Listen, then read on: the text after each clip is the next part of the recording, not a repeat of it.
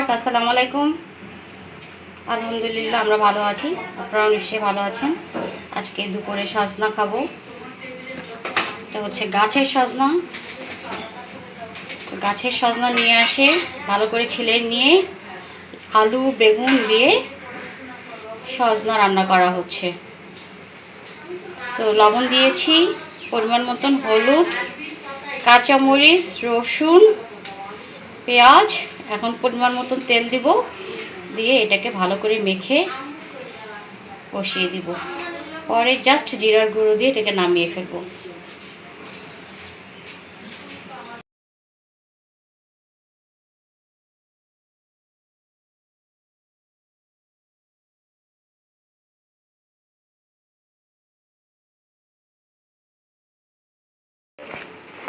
তো এটাকে আমি সুন্দর করে মাখিয়ে নিচ্ছি।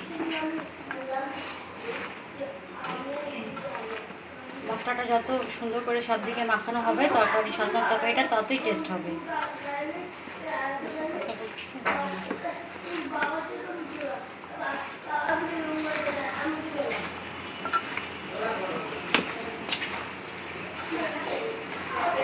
আলু বেগুন আর গাছের কয়টা সজনা, বেশি করে মরিচ দিয়েছি, পেঁয়াজ রসুনের কুচি, আর লবণ হলুদ, লবণ পরিমাণ মতো, হলুদ 1 চামচ, তেলটাও দিব পরিমাণ মতো।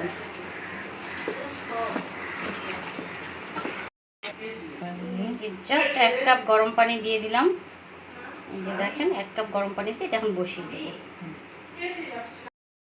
ফাইনালি কমপ্লিট সজনার তরকারি, আলু বেগুন দিয়ে সজনার তরকারি।